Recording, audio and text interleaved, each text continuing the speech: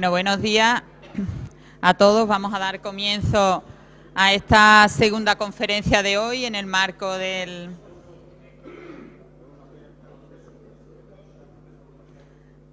vamos a dar comienzo a esta segunda conferencia de hoy en el marco del Foro del Observatorio Económico de Andalucía, que yo creo que con tanto éxito hemos recuperado tras la pandemia. Esta conferencia va a correr a cargo del profesor Santiago Carbó. Santiago es catedrático de Economía en la Universidad de Granada, es valenciano de nacimiento y en cuya universidad se formó en su primera etapa como economista. Es además director de estudios financieros y director ejecutivo del Observatorio de Digitalización Financiera de FUNCAS, es consejero independiente de CECABAN y del Instituto Valenciano de Finanzas, consultor del Banco Mundial, miembro del grupo de asesores económicos de la Autoridad Europea de Valores y Mercados, ha sido catedrático de Economía en CUNEF, en la Banco University del Reino Unido, ha sido y sigue siendo investigador principal y consultor para instituciones como el Banco Central Europeo, la Comisión Europea, el Ministerio de Ciencia e Innovación, el Ministerio de Trabajo o el Banco de la Reserva Federal de Chicago. Es además autor de numerosos artículos científicos y de divulgación, es colaborador en medios de comunicación, es columnista del País. Bueno, yo creo que todos lo conocéis. Su campo de especialización es el análisis de la intermediación, los mercados financieros. En los últimos años ha prestado especial atención a los nuevos canales de negocio bancario, a la digitalización financiera, a los sistemas de pago, la innovación bancaria, etcétera. Mantiene un blog que tiene por título No disparen al economista, ni la economía es cine mudo, ni los economistas pianistas. Y yo creo que en esta ocasión pues nos viene a poner, yo diría que voz y música, al escenario económico con horizonte en 2024, nos va a hablar del 22 al 24, y que yo diría que está caracterizado, como titulaba en un artículo reciente en El País, por más dudas que certezas. Así que, Santiago, gracias. Muchas gracias, Elena. Muchas gracias al Observatorio por la invitación a participar en este foro. A la vuelta de la pandemia siempre es un gusto, Curro y a todos los demás compañeros, poder participar. Bueno, hablar casi del 2024 va a ser difícil. Bueno, yo creo que ya ha dicho Miguel alguna cosa que nos tiene preocupados, y es que ya no debemos preocuparnos tanto por este invierno, que también, sino por el que viene, ¿no? Por el tema del gas, ¿no? Pero bueno, algún apunte comentar. Lo digo porque los economistas, pues revisamos, los economistas y los organismos internacionales revisan sus previsiones, sus pronósticos, pues cada cierto tiempo. Y en eso es el momento en el que estamos. Ahora pues es el deterioro, básicamente, lo que estamos captando, ¿no?, en las sucesivas revisiones, aunque luego hay que fijarse básicamente en lo que produce la institución que preside Elena, ¿no? Es decir, al final el dato que nos dé y las revisiones que posteriormente hace con el tiempo el Instituto Nacional de Estadística, del Producto Interior Bruto y de cualquier otro agregado macroeconómico, ¿no? Además hay que seguir lo que es la revisión, porque a veces son muy significativas. A mí me tocó estar en el juicio de Bankia como experto macroeconómico para justificar, bueno, pues que era muy difícil, ¿no?, saber unos meses antes pues lo que había pasado, ¿no?, lo que iba a pasar en el terreno macroeconómico. Y luego las revisiones que se hicieron a los años del crecimiento del 2011-2012 pues fueron muy significativas para abajo, para mal. Es decir, que no es tan fácil, ¿no?, a veces hacer este tipo de previsiones, pero bueno, voy a intentar por lo menos abrir algunas ideas y algún debate en lo que vamos a comentar. No voy a utilizar, las voy a utilizar, pero no voy a seguir exactamente lo que dicen las transparencias, porque evidentemente en eso tenía razón el profesor Costas, uno se queda como muy anquilosado, pero bueno, ilustran de vez en cuando algún punto. Bueno, todos sabemos, esta semana hemos tenido las previsiones del Fondo Monetario Internacional. Me centraré mucho en España, porque yo creo que hoy se ha hablado bastante de economía internacional, en la que bueno, pues se ofrece un empeoramiento, una imagen muy empeorada de lo que, porque las últimas habían sido en julio, de lo que es la situación económica mundial, con una desaceleración fuerte del crecimiento, algunos países que van a entrar en recesión y un contexto de inflación que nos remite fácilmente. Para algunos está alcanzando el pico, pero claro, eso va a depender mucho de lo que pase en la geopolítica. Es decir, puede estar alcanzando el pico de esta primera ronda, podríamos decir, de la guerra o del shock, ¿no? Si no hay más, pues probablemente sí que lograremos aplacar la inflación, pero nunca sabemos lo que pueda pasar, ¿no? Es decir, hace 8 o 10 meses, y si no pensábamos que iba a haber una guerra en Ucrania, prácticamente hasta enero no lo sabía. Quizás Biden sí que lo sabía, porque sabía dónde estaban los tanques, dónde estaban las tropas, etcétera, pero los demás no lo sabían, y los bancos centrales, desde luego, muy bien informados tampoco estaban, por lo menos aquellos que no están en Estados Unidos. Lo que está claro es que se ha producido un empeoramiento de las perspectivas de la economía mundial para el cierre de este año y para el 2023, que es básicamente ahora lo que se está centrando el análisis de los diferentes organismos. Y lo que pase en el futuro pues va a depender mucho de la guerra. Es decir, evidentemente el escenario que estamos suponiendo es que la guerra va a continuar. Yo creo que no, el escenario por ahora no es que vaya a remitir o parar, porque eso quizás cambiaría las circunstancias en algunos mercados, en los energéticos, ni creemos que va a haber por ahora un conflicto, aunque fuera reducido o limitado, nuclear de Putin. No está descartado ninguna de las dos cosas, de que se pueda medio arreglar algo o que se pueda producir pues unos escarceos nucleares que por supuesto nadie queremos, pero que lógicamente llevarían la guerra y la situación a otro estadio, ¿no? Entonces dependemos mucho de eso para las perspectivas, para hacer macroeconomía. Entonces hoy se puede estar hablando de una cosa y dentro de 2 meses absolutamente de otra, como ocurrió en finales del año pasado. Pensábamos que ya estábamos saliendo de la pandemia, o el Omicron estaba teniendo un impacto porque contagiaba a mucha gente, pero parecía que era menos mortal, etcétera, y de repente viene lo que nos viene, ¿no? Y cómo altera básicamente pues todas las circunstancias. Las anteriores habían sido de la OCDE, unas semanas más tarde, se movían también en la misma dirección, aunque pues quizás no eran tan negativas en general y ligeramente más optimistas para España. ¿Por qué? Y esta es una de las primeras ideas, ¿no? ¿Por qué parece que España está resistiendo mejor que otros países, ¿no? Ya lo comentábamos, yo creo que fue la comida, lo comentaba sí, con Miguel, con Curro y con Antonio. Creo que España tiene algunas características, pues lógicamente, independientemente de la tendencia que pueda tener la economía, que pueden estar beneficiándolo. Desde luego, una clarísima es el turismo. El turismo el último año, y desde luego a partir de primavera, pues ha jugado un papel muy importante en el crecimiento de la economía española. Y que además puede que se sostenga. Es cierto que nuestros socios europeos, de donde vienen la mayoría de los turistas, no únicamente, pero la mayoría de los turistas, el resto del mundo, el turismo aún está muy parado. Yo he tenido la suerte de estar este verano en Perú con mis hijos y realmente he podido visitar todo hasta Machu Picchu casi tranquilamente. Es decir, que una temporada alta de allí, ¿no? Porque realmente el turismo allí no ha vuelto aquí. Quizás, por supuesto, nosotros estamos en una zona de renta alta y la gente, pues bueno, de Oslo aquí se viene, le va a costar todo 500, 600 euros o en términos, bueno, coronas, y viene y se pasa, come estupendamente, más barato que Oslo y se vuelve. Y ha venido aquí, y así, de Londres y así. Entonces, está claro que nos está pasando un fenómeno en el ámbito del turismo que merecería la pena pospandemia, es decir, un fenómeno pospandemia que merecería la pena mirar. Por supuesto, tiene que estar contribuyendo también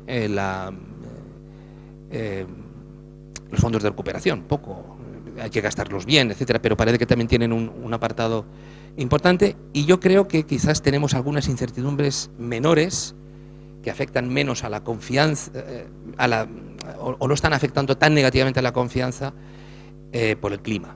Es decir, nosotros nos preocupa mucho el invierno, pero no estamos tan preocupados ni está afectando tanto las expectativas de empresarios y de consumidores como en Alemania o como en los países del norte.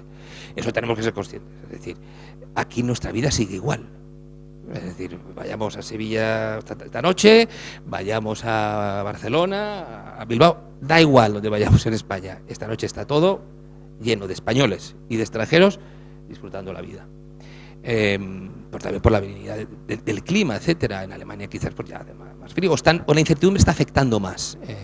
De hecho, un español que que ocupa un puesto relevante en los guindos. En el Banco Central Europeo, pues me comentaba, oye, aquí estáis de fiesta, va regularmente a Madrid, aquí ¿qué vivís?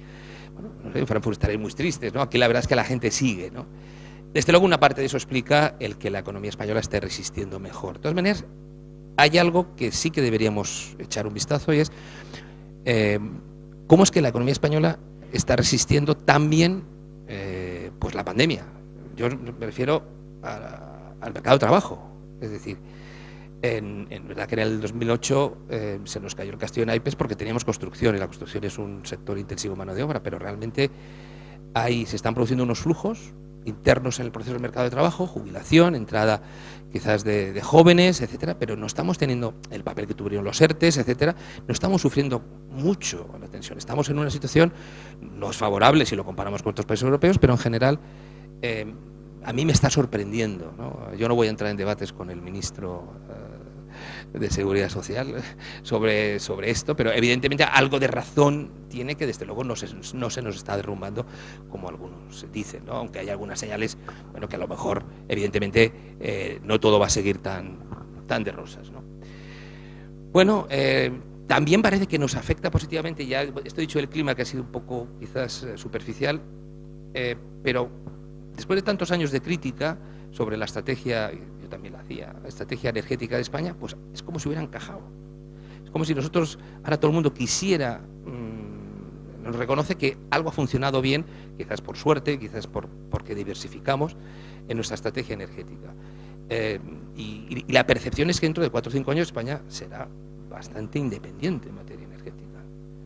Eso es una fortaleza que no la medimos, pero quizás ya se está incorporando en los analistas, porque evidentemente, aparte del clima, evidentemente que necesitamos menos de algunas energías pues para la calefacción, etcétera, sí que dependemos menos del gas, o tenemos además menos que Alemania, sobre todo en el sistema productivo, y además somos de los pocos países que hicimos las regasificadoras, y de una manera compulsiva. Pero fue un acierto, ¿no? Es decir, claro, uno lo ve, es que creo que producimos 1/3, ¿no? de ese gas, en términos de gas licuado, ¿no? Y por eso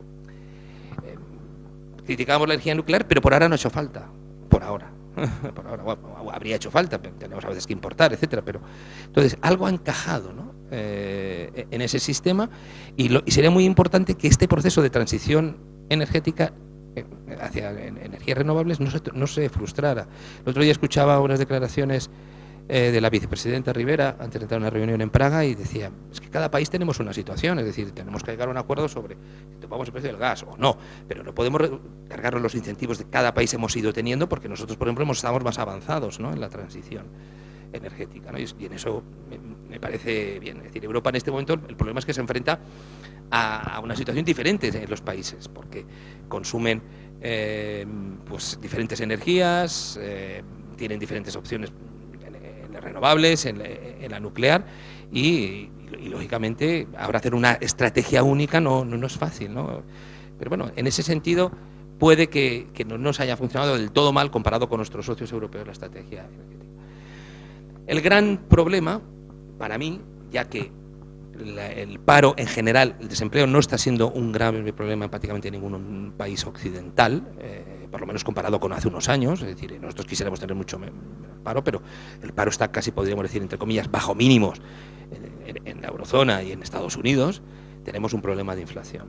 El problema de inflación, además, es que va a persistir en el tiempo, y todos confiamos que en el 2023 se produzca una caída importante. Es verdad que persiste en las proyecciones que ha hecho el Fondo Monetario Internacional, pero con una caída bastante significativa de lo que sería, para España estar en torno al 4, ojalá esté en torno al 4. Es decir, porque evidentemente no hay efectos de segunda ronda, pero bueno, sí que la política fiscal es fundamentalmente expansiva, y además afectando a las rentas por determinadas partes de la población, pensionistas, etcétera, que realmente pueden generar inflación en algún momento, ¿no? Es decir, que esa inflación persiste, y eso es muy negativo, y así lo estamos viendo para decisiones empresariales, inversión, para el ahorro, para la riqueza que está depositada en fondos de inversión, etcétera, que está siendo absolutamente devastadora,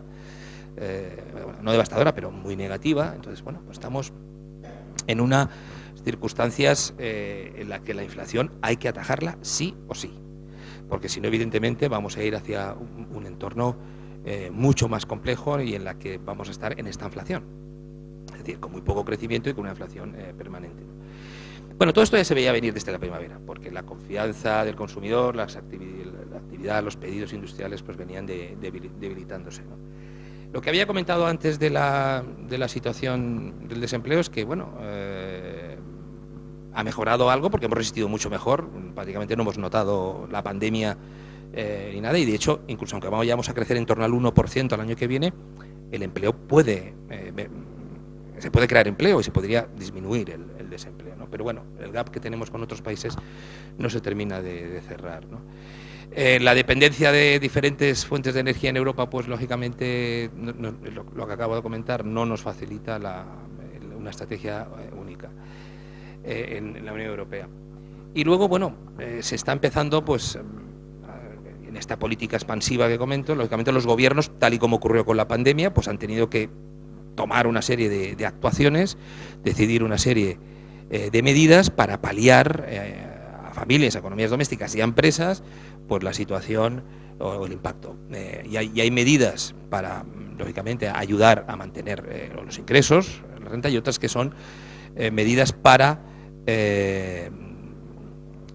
ayudar a pagar las facturas, ¿no? Es decir, las dos partes que aparecen aquí, Income Support y las Price Support. Y estamos viendo cómo hay las programadas son las verdes y las no programadas las rojas, como realmente, claro, la persistencia del encarecimiento de la energía está haciendo pues que, lógicamente, se esté dedicado mucho dinero a, pues, bueno, en este caso, al pago de las facturas, ¿no? Bueno, va a haber unos costes fiscales muy notables y que no van a terminar fácilmente, es decir, y estará, lógicamente, con las consecuencias financieras que aquí yo no voy a comentar en detenimiento, y es el crecimiento de la deuda pública, el mantenimiento de determinados niveles, o al menos que no permiten reducir más marcadamente el déficit público, aunque en España en este momento estamos en unas circunstancias de mayores ingresos fiscales, etcétera, también motivados por la inflación, ¿no? Sí que doy la bienvenida que se está empezando a tomar medidas más quirúrgicas, medidas para ayudar a aquellas familias y a aquellas empresas que más lo necesitan, las más vulnerables. No dar un subsidio al combustible, etcétera, para todos, eso pues aún se mantiene, pero ya se habla de vamos a ayudar realmente con bono eléctrico, etcétera, aquí y en otros países, a realmente quien más lo necesita. Entre otras cosas porque queremos reducir el consumo, o queremos aumentar el ahorro energético, y si lo damos para todos, y pues determinada parte de la población no va a cesar en su demanda. Y esto es muy importante que los gobiernos lo entiendan. Es decir, y afortunadamente se ha empezado a entender. Sin embargo, en su conjunto, la política fiscal es expansiva. Cuando se están apretando las tuercas financieras y monetarias, y esto pues nos lleva a una situación bastante compleja. Es decir, se está destejiendo el vestido que se intenta tejer desde el Banco Central Europeo, por ejemplo, ¿no? Es decir, con una política fiscal, ¿no? Bueno, las previsiones en España que hacemos desde Funcas pues van en esa línea, no me voy a detener en los números concretos. Yo lo comentaba ayer también, yo pienso que si no pasa nada de los eventos estos extremos que he dicho, sobre todo sería ya un conflicto mucho más grave, España puede evitar la recesión. Eso no significa que algún trimestre flirteemos con el cero en términos negativos, pero parece que España puede esquivarla con un crecimiento bajo que no va a destruir empleo, pero podría hacerse. Pero depende de muchas cosas también, no solamente de la guerra. La inflación va a dictar la recuperación.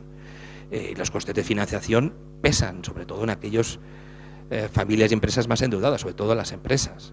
En este caso no tenemos un problema tan grave pues, de financiación hipotecaria como tuvimos en el 2008, etcétera, pero evidentemente todo eso va drenando recursos y lógicamente va desacelerando la economía. Pero repito, hay otras fuerzas que explican. Y, ojo, las previsiones que están haciendo la mayoría de los analistas es bajo el escenario de que empezamos a moderar la inflación. En el momento que ese escenario cambie, pues las previsiones pueden ser más pesimistas. Nos hemos alegrado mucho por algún dato que parece que había un poco de pico ya, ¿no?, en septiembre, pero vamos a ver si se confirma en octubre, en noviembre, etcétera. A lo mejor en octubre también se confirma, pero esto necesita un recorrido para bajar, ¿no? Entonces, es muy importante que ese crecimiento que puede tener la economía española, o que sea muy bajo, pero que se debe porque hay una mayor confianza en que podamos empezar a moderar la inflación. En todo caso, bueno, pues los coyuntureros estos que hacen en España son opiniones que tenemos también en Funcas, en general suelen ser, siguen teniendo bastante una visión negativa, más negativa que positiva. Este es un indicador cualitativo, no sabemos exactamente cómo se reflejaría en sus estadísticas si realmente las cosas fueran a peor, ¿no? Y bueno, el mercado de trabajo, como he señalado, ha resistido muy bien. Yo creo que es uno de los elementos muy, muy positivos. Y bueno, pienso que esto puede seguir siendo así, aunque los meses que vienen, los próximos meses, pues son un poco los peores en el empleo. Sí que es verdad que el número de afiliados en situación de ERTE interrumpió su tendencia descendente, en septiembre aumentó en 3.000, eso habrá que observarlo, porque, repito, son meses aún de cierta inestabilidad al haber terminado el verano. Bueno, sí, un tema sobre el que me quería detener, antes de pasar un poco más a temas más filosóficos, podríamos decir, dentro del análisis que voy a hacer. También ya voy aproximándome hacia el final, ¿no? Hasta ahora ha resistido bien, y esto es un elemento muy importante en comparación con lo que nos pasó en la anterior crisis, ha resistido bien la morosidad bancaria. Cualquier ejercicio que uno haga entre evolución del PIB y evolución de la morosidad, cuando el PIB se pega un batacazo, lógicamente la morosidad bancaria aumenta con todo el proceso que se puede generar de inestabilidad financiera. Es verdad que lo que nos pasó en el 2008 fue un cisne negro, porque los 8 años anteriores fueron de una borrachera inmobiliaria en este país que había que ajustarla, ¿vale? Y ahora no hemos tenido nada de esto. Pero sí que es cierto que hemos tenido muchas medidas ahora para parar esa morosidad, que poco a poco pues puede ir empeorando, y esa es un poco la perspectiva. Probablemente la situación de solvencia de los bancos españoles, mejorada desde la crisis financiera anterior, pues va a ayudar, pero habrá que seguirlo, ¿no? Porque el número de concurso de acreedores está creciendo, por tanto esto al final es un indicativo importante, y algunas de las medidas pues se han ido acabando, el fin de la moratoria concursal, etcétera, ¿no? Entonces habrá que seguir muy de cerca qué pasa, porque lógicamente es un elemento importante en el propio funcionamiento del sistema financiero que tiene que seguir ayudando al crecimiento, ¿no? Bueno, estamos por tanto en una situación en la que estamos con inflación y algo de crecimiento. Hay una parte que ahora me quiero dedicar 2 minutos, y es el test para la política monetaria y su credibilidad. De repente el Banco Central Europeo se da cuenta en junio que tiene que hacer algo, y rápido, y lo hace, desde luego, casi de modo histórico, y que de alguna manera lo hace con cierto retraso con respecto a la Reserva Federal y a otros.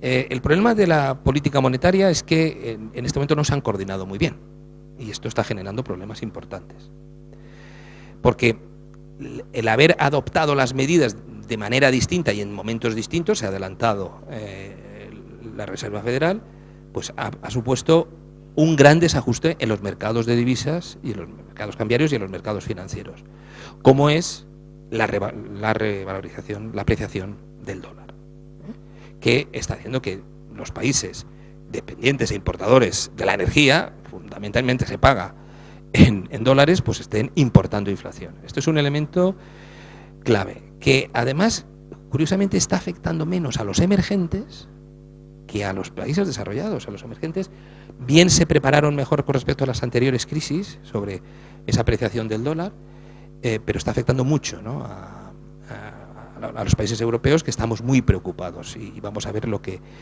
puede pasar en el futuro.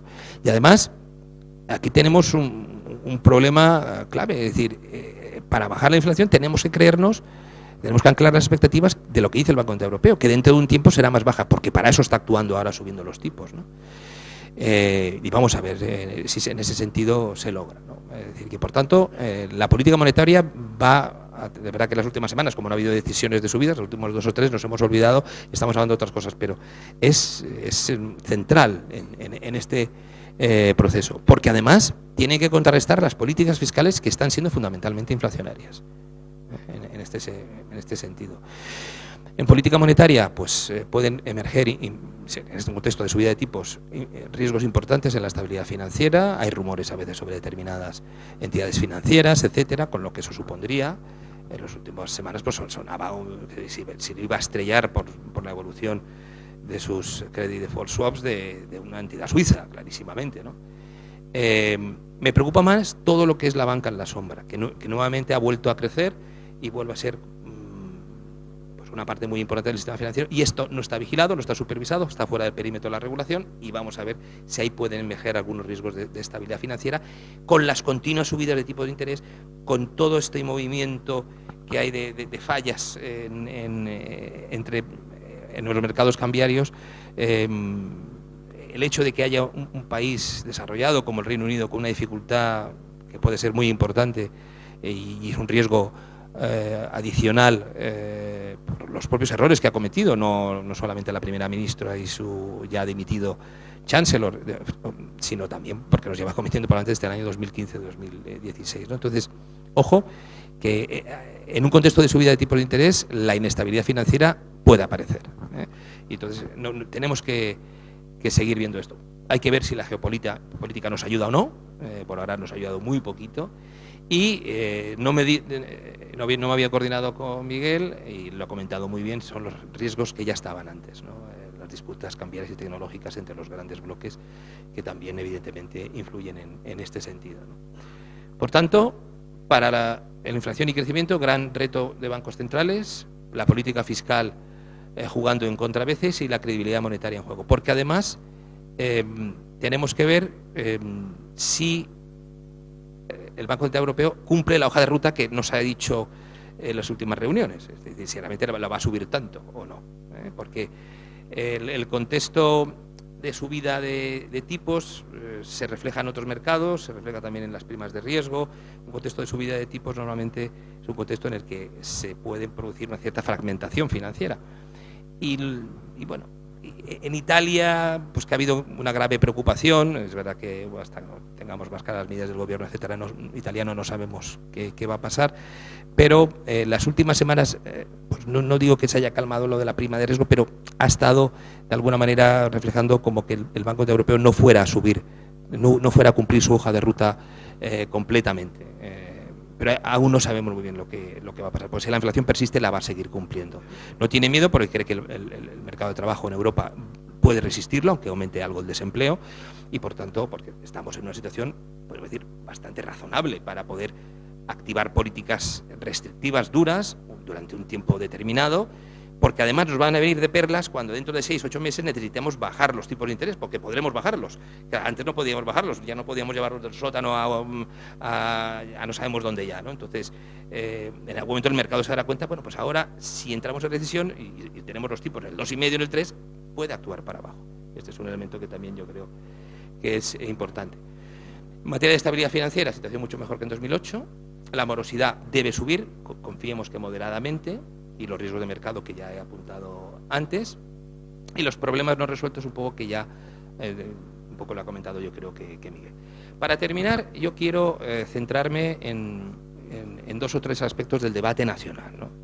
A mí me ha sorprendido mucho que un país que tiene pues, cosas que evidentemente han encajado, pues nuestra estrategia energética parece que no ha sido catastrófica, no se nos ha llevado por delante por ahora, como ocurrió por ejemplo en el 2008, que no nos dimos cuenta de los problemas financieros internacionales y luego nos afectó de pleno para nosotros.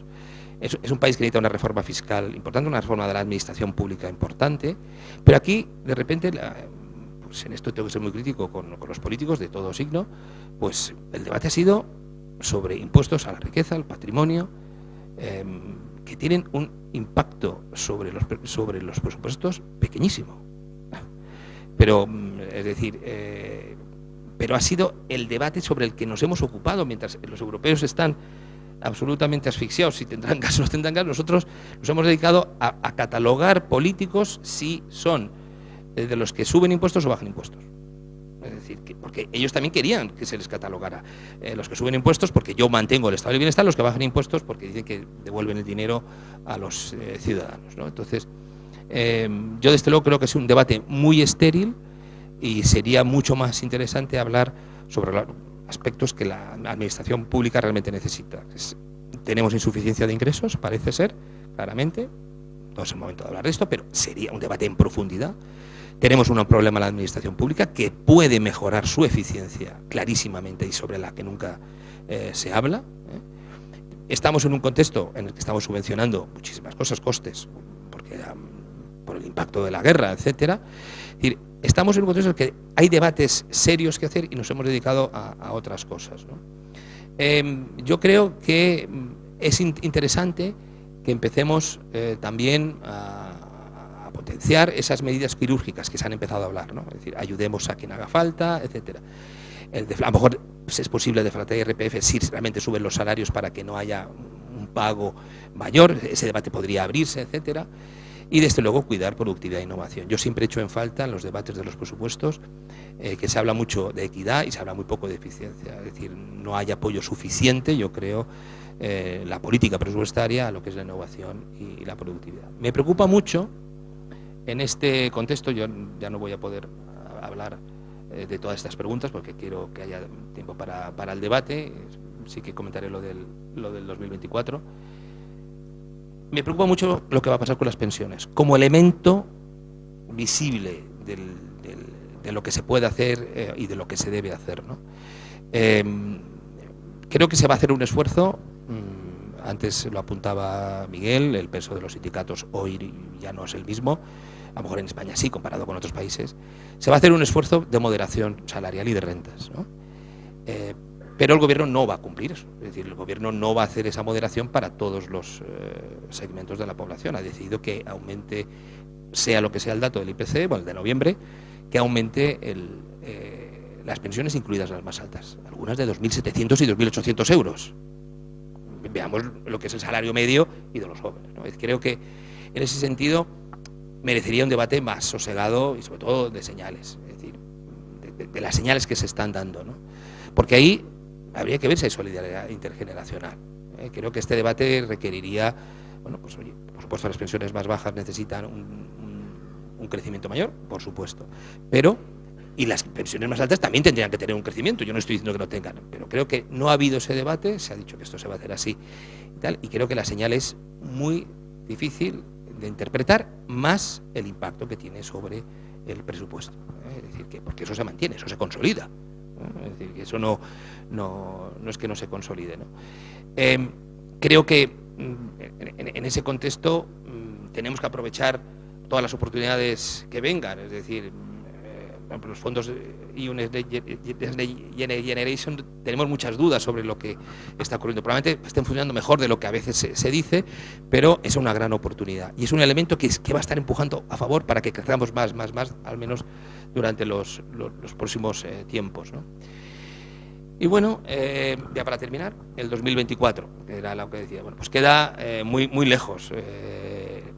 Es común que las previsiones a más de 2 años tiendan a mostrar objetivos de medio plazo de bancos centrales de inflación, que para el 2024 debería estar significativamente por debajo de ese 5,4 que aspira para Eurozona España, y con crecimientos potenciales de la economía, ¿no?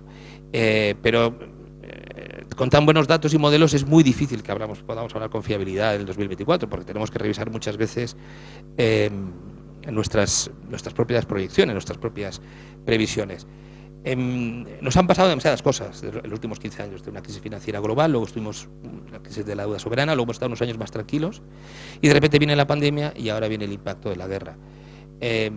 Esto hace lógicamente que todas las previsiones se vayan al traste y hayamos tenido que modificarlas. Tendríais que ver lo que pensábamos en recién iniciada la pandemia, el gran batacazo de esos 2 trimestres después de la pandemia, y curiosamente que pensábamos que el 2021 iba a suponer un crecimiento del 12%, es decir, algo que luego tampoco se pudo medir, etcétera, ¿no? Es decir, es muy difícil hacer proyecciones. Pero sí que es cierto que hay una cosa que me llama la atención y con este día sí que termino, ¿no? Esto son 2 fenómenos muy poco normales, o son muy poco infrecuentes, pero la economía española ha resistido.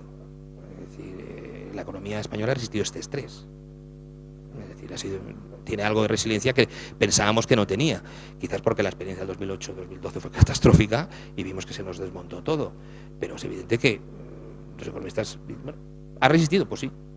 Esto no se nos ha ido a correcto. Tenemos todas las dificultades, todos los problemas del mundo en el ámbito presupuestario, en el ámbito de incentivos, lo que queráis hablar ahora, pero desde luego, por lo menos, no se nos ha descompuesto completamente la economía. Gracias.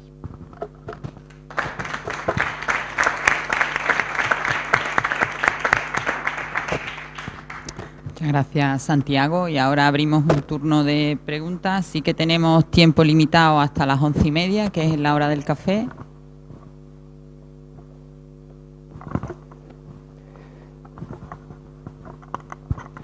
Hola, buenos días y felicidades por la presentación. Pues aprovecho y traigo la pregunta que quedó en el tintero para el ponente anterior y está relacionada con los PERTES. Ahora mismo la percepción que hay con los PERTES en curso es que no están fluyendo de la manera que deberían. Por ejemplo, el PERTE del automóvil ha habido incluso renuncias por parte de Ford a más de 100 millones de euros porque el calendario y las condiciones de contorno que establecen el PERTE lo hacen inviable. Nosotros que estamos muy ligados al sector naval, un PERTE del sector naval dotado con 1.200 millones, de los que realmente la Administración aporta 300, el sector se encuentra francamente escéptico con la aplicabilidad porque las condiciones de contorno que establecen en plazo, combinación de empresas, tipo de financiación, etcétera, lo ven prácticamente inviable. No sé si esto va a ser un efecto cascada en otros PERTES y realmente va a quedar más en un anuncio político que en un efecto real de aquí a 2023, ¿no? No sé si Miguel querrá decir también algo, ya que esa pregunta iba destinada para ti. Vamos a ver, no tiene por qué ser un efecto cascada. Evidentemente se han juntado bastantes incertidumbres, hay mucho ruido sobre realmente cómo está fluyendo, ¿no?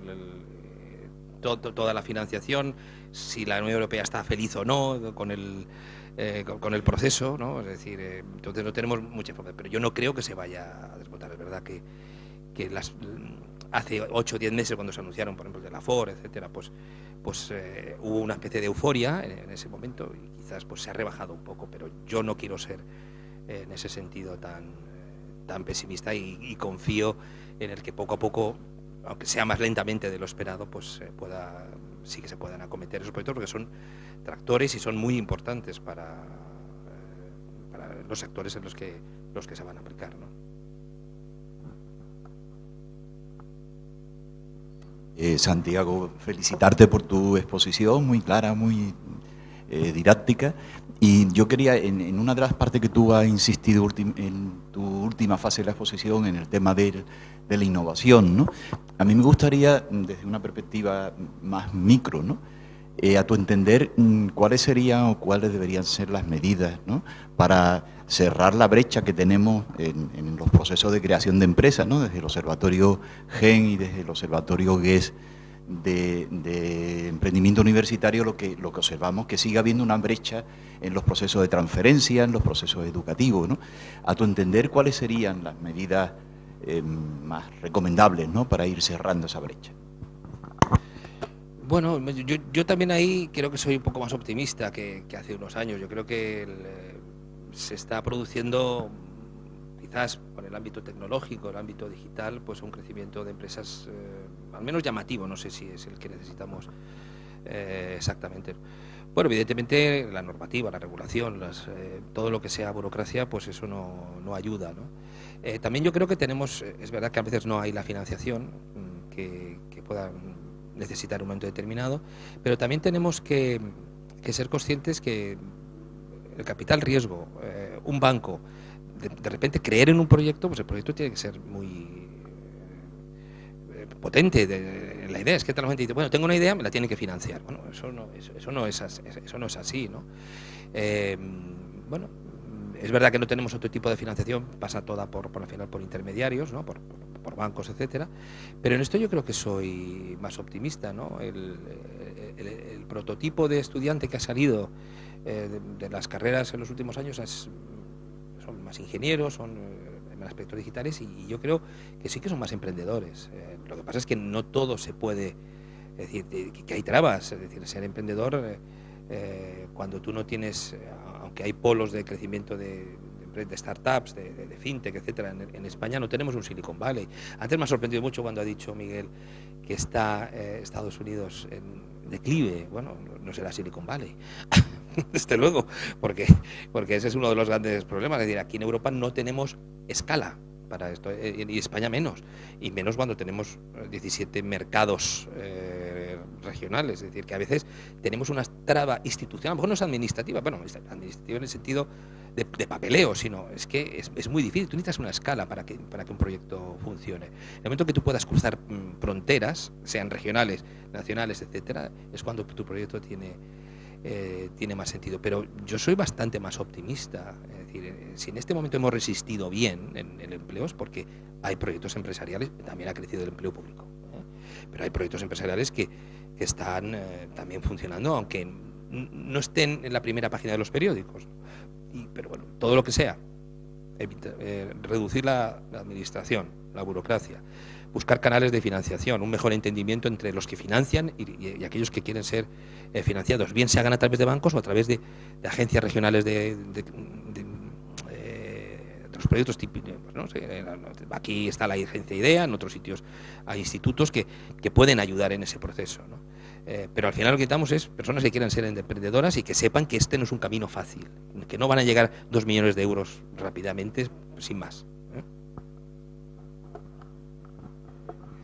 Gracias por la exposición. Yo sé que es complicado y tú lo haces genial, explicar la coyuntura en muy pocos minutos y que quede todo claro. Una cuestión, simplemente. Esta semana se ha generado un cierto revuelo, yo creo que más mediático que real, ¿no? Sobre las previsiones que el Gobierno ha incorporado en sus presupuestos. Creo recordar el 2,1 o 2,2%, que ha coincidido con la previsión del Fondo Monetario Internacional, que es del 1,2%. Yo creo que son los extremos de la horquilla, porque casi todo el mundo tiene estimaciones. Yo he visto que Funcas marca un 1,9 de momento. En todo caso, leyendo los presupuestos, lo que uno se da cuenta es que prácticamente se fía todo el crecimiento de los fondos Next Generation, porque el Gobierno estima un impacto del 2,8. AIREF, que ha avalado la previsión del Gobierno con ciertos matices, igual que está haciendo con las previsiones de las distintas comunidades autónomas, rebaja ese impacto al 2, pero sin embargo sigue siendo significativo.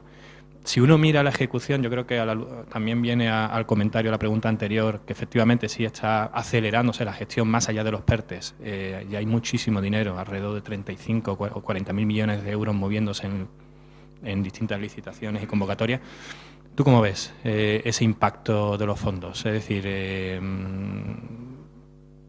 ¿puede generar ese momento disruptivo también? Han mencionado turismo, han mencionado otra resiliencia y han mencionado los fondos Next Generation, pero los datos nos están diciendo que precisamente una buena porción de este crecimiento este año vendrá precisamente por la ejecución de los fondos. Yo soy razonablemente optimista, porque creo que el proceso de los Next Generation necesitó una cierta economía de aprendizaje y quizás en la gestión estemos alcanzando un mejor aprendizaje y funcionamiento para poderlos ejecutar más adecuadamente. ¿Que ha llevado demasiado tiempo? Sí, porque ya llevamos año y medio, ¿no? Fue en junio de 2021, bueno, en junio de 2021 fue el acuerdo, pero bueno, eso no, pero que se empezó a llegar el dinero a final de 2020, es decir, que ya tengo la sensación de que esto ha requerido un tiempo, las administraciones no tienen todos los recursos que necesitaban humanos, etcétera, y ha ido, y poco a poco, es decir, hemos aprendido en la economía de aprendizaje, es decir, pienso que van a empezar a ir a mejor, porque han aprendido cómo hacerlo, ¿no? Pero bueno, esto solamente el tiempo lo dirá, porque cualquier cosa que podamos ser optimistas luego se puede torcer. Pero pienso que necesitaban un espacio para poder ser más ejecutivos y yo creo que se está empezando a alcanzar.